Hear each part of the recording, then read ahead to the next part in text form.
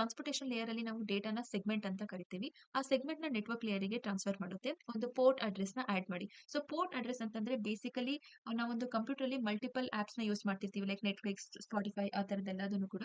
So different ಆಪ್ಸ್‌ಗೆ ಒಂದು particular port number ಇರುತ್ತೆ. ಅಂದ್ರೆ ಮಲ್ಟಿಪಲ್ ಪ್ರಾಸೆಸ್‌ಗೆ ಮಲ್ಟಿಪಲ್ ಪೋರ್ಟ್ ನಂಬರ್ಸ್ ಇರುತ್ತೆ. ಸೊ ನಾನು ಅದನ್ನ ಎಕ್ಸ್‌ಪ್ಲೇನ್ ಮಾಡ್ತೀನಿ. Port address, MAC address, IP ಅಡ್ರೆಸ್‌ಗೆ ಡಿಫರೆನ್ಸ್ ಏನು ಅಂತ. ಸೊ ಬೇಸಿಕಲಿ ಪೋರ್ಟ್ ಅಡ್ರೆಸ್‌ನ ಆಡ್ ಮಾಡಿ ಆ ಒಂದು ಡೇಟಾನ ನೆಟ್ವರ್ಕ್ ಲೇಯರ್‌ಗೆ ಟ್ರಾನ್ಸ್‌ಫರ್ ಮಾಡುತ್ತೆ. ಸೊ ನೆಟ್ವರ್ಕ್ ಲೇಯರ್ ಏನಂತಂದ್ರೆ main job host to host delivery. Host to host delivery ಅಂತಂದ್ರೆ meaning it makes sure data goes from source device to the destination device even if they are on different networks. So different network ಅಲ್ಲಿ ಇದ್ರೂ ಕೂಡ ಒಂದು ಡೇಟಾನ ಇದು transfer ಮಾಡುತ್ತೆ.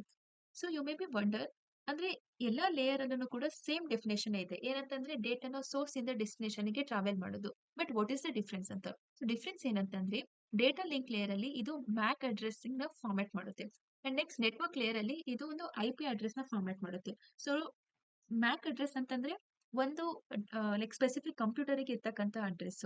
IP address ಅಂತಂದ್ರೆ ಒಂದು ನೆಟ್ವರ್ಕ್‌ಗೆ ಇರ್ತಕ್ಕಂಥ ಒಂದು ಅಡ್ರೆಸ್. ಸೊ ಅದನ್ನ ನೆಟ್ವರ್ಕ್ ಲೇಯರ್ ಹ್ಯಾಂಡಲ್ ಮಾಡುತ್ತೆ. ಸೊ ಇದ್ರದ್ದು ಮೇನ್ ರೆಸ್ಪಾನ್ಸಿಬಿಲಿಟೀಸ್ ಏನು ಅಂತಂದ್ರೆ logical addressing, routing, fragmentation and reassembly. Logical addressing ಅಂತಂದ್ರೆ ಡೇಟಾ ಲೈಕ್ ಸೋರ್ಸ್ ಇಂದ ಡೆಸ್ಟಿನೇಷನ್‌ಗೆ ಟ್ರಾನ್ಸ್‌ಫರ್ ಆಗ್ಬೇಕಾದ್ರೆ ಅದು ಸೋರ್ಸ್‌ದು ಒಂದು ಐಪಿ ಅಡ್ರೆಸ್ ಮತ್ತೆ ಒಂದು ಡೆಸ್ಟಿನೇಷನ್ ಐಪಿ ಅಡ್ರೆಸ್ ಎಲ್ಲದನ್ನು ಕೂಡ ಆಡ್ ಮಾಡಿ ಪ್ಯಾಕೆಟಿಂಗ್ ಮಾಡೋದು. And next routing. So routing ಅಂತಂದ್ರೆ it chooses the best path to reach the destination. So ಒಂದು ಡೇಟಾ ಇನ್ನೊಂದು ಒಂದು ಸೋರ್ಸ್ ಇಂದ ಇನ್ನೊಂದು ಸೋರ್ಸ್ ಡೆಸ್ಟಿನೇಷನ್‌ಗೆ ಹೋಗ್ಬೇಕು ಅಂತಂದ್ರೆ ಮಲ್ಟಿಪಲ್ ಪಾತ್ಸ್ ಇರುತ್ತೆ. ಓಕೆ.